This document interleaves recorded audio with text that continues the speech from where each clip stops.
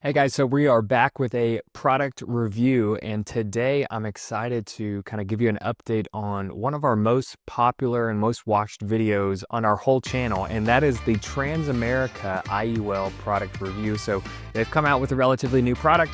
I want to tell you kind of what's changed about it. Does it help you? Does it hurt you? And we're going to kind of leave it in the context of cash value, future income, tax-free income type goals. And so I'm excited to get into this. Without further ado, I'm gonna go through a few things on the policy that's changed. And if you haven't seen the initial product review, I would recommend kind of pausing here and going back and kind of watching a more outlined picture of the full product. We're gonna go through kind of what's changed here though in this video. So the first thing that we notice is obviously the design. This is a huge cover page that's relatively new. We got a little bit of a live your possibilities. I'm in favor for that. I like that. Nothing wrong there.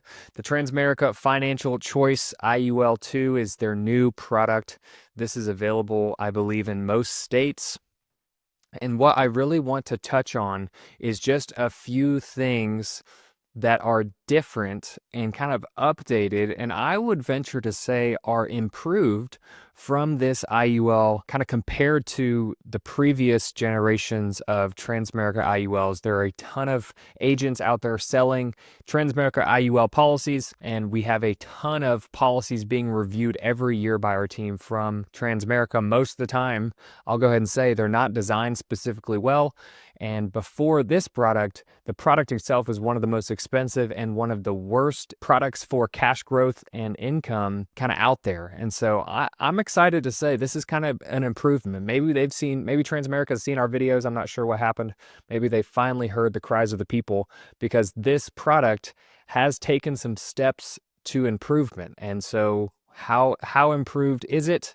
Well, let's get into it real quick. So the first thing that we see here, and this comes on the third page, is we have a lot more indexing options to choose from. So let's find a page that kind of goes through each of those. So the last Transamerica IUL for kind of cash growth and income, their best option, only gave you 3 indexing options, and that's counting a fixed account, which is following essentially their bond portfolio. Every carrier does it.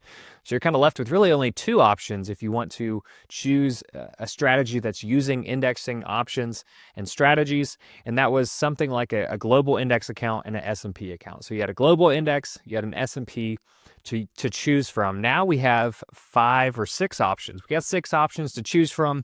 So let's go through each one, kind of what I do like, what I don't like here. And so the first thing that I think we should look into is the indexed account monthly charge. Now, if you've seen the video before, you know this is one of the biggest things, or the biggest knocks, I'll say, on the Transamerica IUL, is it adds a huge percentage of fees over time.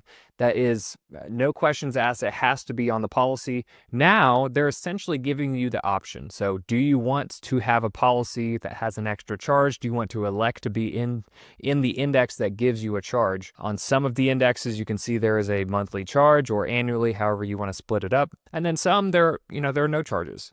So let's look at the ones with no charges first. We have a new index introduced to the Transamerica world, the Fidelity Small Mid Multi-Factor Index. That's very similar to a few different indexes out there with different carriers, giving you a relatively high participation rate. And so let's pause here. If you have a long-winded named index with a higher, let's say over 150% participation rate, and it's uncapped, odds are it's going to be what's called a volatility controlled index, which is going to try to limit your volatility on the index. It's going to give you less up and down from, like the S&P. And so that is one of the newer options here. This does not come at a charge. I would venture to say this might be the best option, and it's not because of anything the actual index is. It is because your other options have relatively low caps. And so let's go look at the next no charge index. We got the global index account with an 11% cap. That's actually not that bad either. And I'll go ahead and go to this. What the global index is, it's going to kind of comprise of 3 major indexes: 50% of whatever is higher on the S&P and Euro stocks, 30% of whatever is lower, and then 20% in a Japanese index. So we're kind of getting a global performance out there for the indexes. So what I really wanted to touch on was the S&P indexed account with no charge is 9.25%, and that's relatively low in the industry. You know, we have indexes, the same S&P account, no charge, as low as 6% and as high as, I don't know, 13, 14%. The reality is this is a lower cap on the index right now. If you wanted to elect for a higher cap, which is more industry standard, you have to pay the fee here. So if you want 11.75 cap, you got to pay the fee. So beforehand, they were offering a higher cap and it was a mandatory fee on the policy. Now, if you want a lower cap, you don't have to pay the charge. So is that a huge advantage? Is that a huge upgrade? I suppose, because you get the choice, but you're sacrificing, 250 basis points there without the charge. So the Global Plus gives you a big boost as well, 1% annual charge. So they're giving you more options, but are they really giving you favorable options when it comes to these four? I guess I'll leave it up to you guys. You tell me if you think that's a good option. But, the balanced and the fidelity are two rather good options. They're both uncapped. Whether or not they perform, that's neither here nor there. The balance does come with a charge. It's a pretty small charge, but that's the differences. You're getting 6 options, which is really 4 options, but let's say it's 6. You get 6 options instead of 2 options on the new product. So that's not bad. I would say, in terms of indexing options, in terms of diversity, I'd say it's pretty decent. I'd say kind of middle tier, middle ground. It's nowhere near the best, nowhere near the worst, I would say. They used to be really the worst, and now they're kind of mid tier. And then we have absolutely no bonuses, non-guaranteed or guaranteed on the indexes.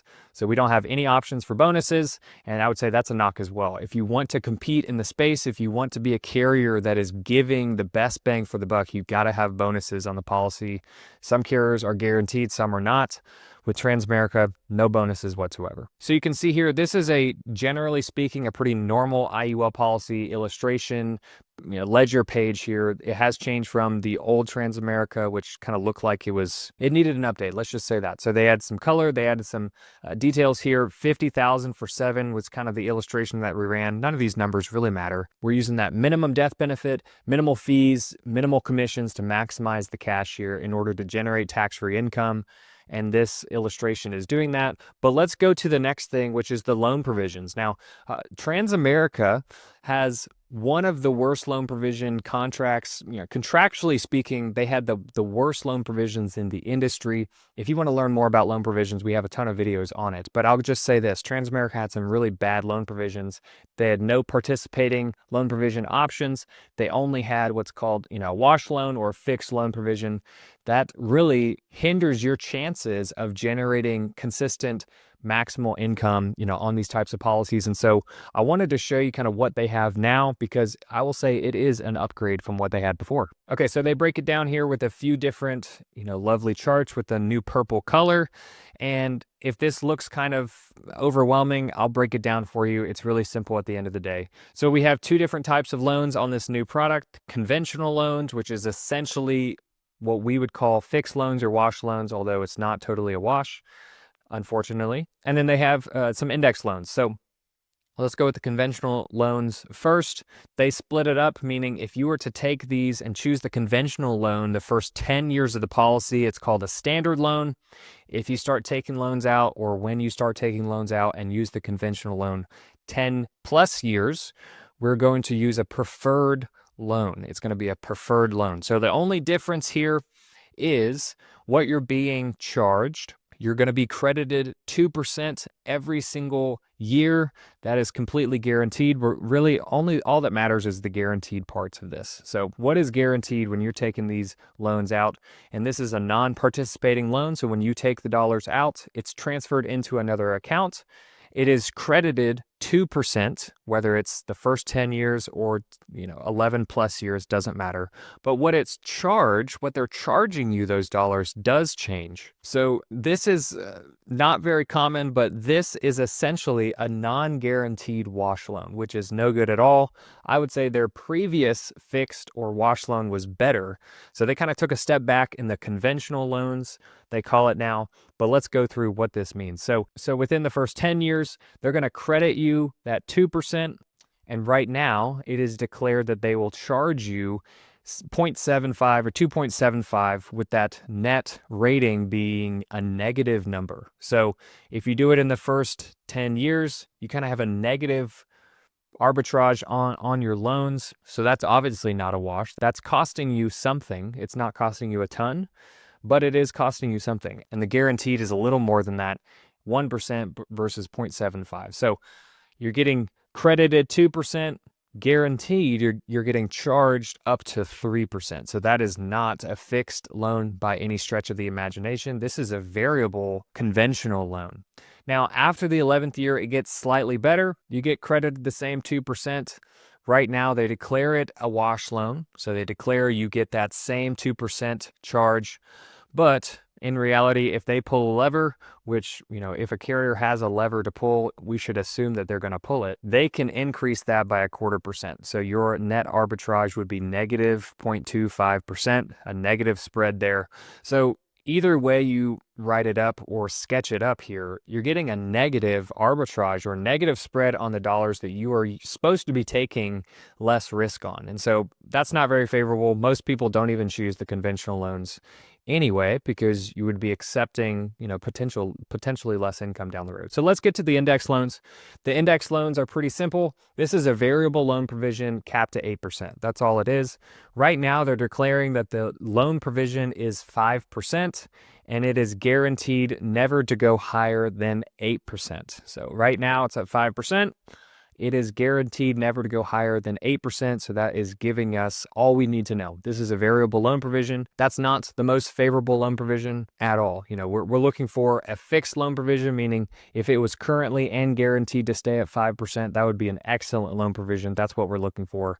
Even if it was fixed with a little bit higher current rate, fixed meaning fully guaranteed, I would accept that over a huge uptick on the guaranteed side. So what this means is with this policy, with this income, it makes it extremely hard to have a actual predictable income stream down the road, because you have no idea at which the rate you are borrowing is going to be. You don't know how much it's going to cost you. If it's 8%, you're going to have to outpace that to generate, some good income, to have that positive spread on the dollars that you are being invested in. If it's 5%, you only have to outpace 5% for a positive spread there. So I guess I'll back up and say index loans, the way these work are pretty simple. These are participating loans. When you are taking dollars out using an index loan, the carrier's loaning you the dollars. The carrier's placing a lien upon your policy, meaning the interest earning power of the dollars do not change. They do not go away. And so you are going to get credited however your policy performs.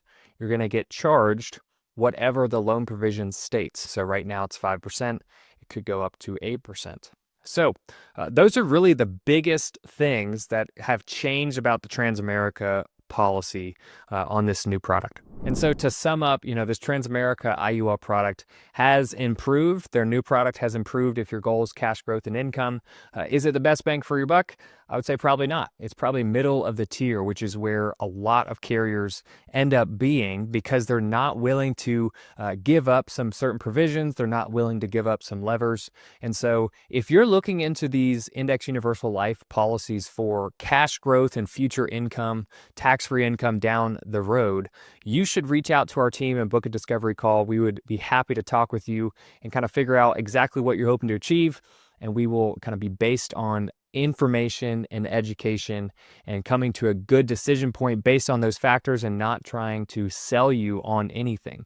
These policies are extremely helpful for the right fit, and we can help you figure out, is this a good fit for you or not? So be on the lookout for some improved policies or some updated product reviews in the future.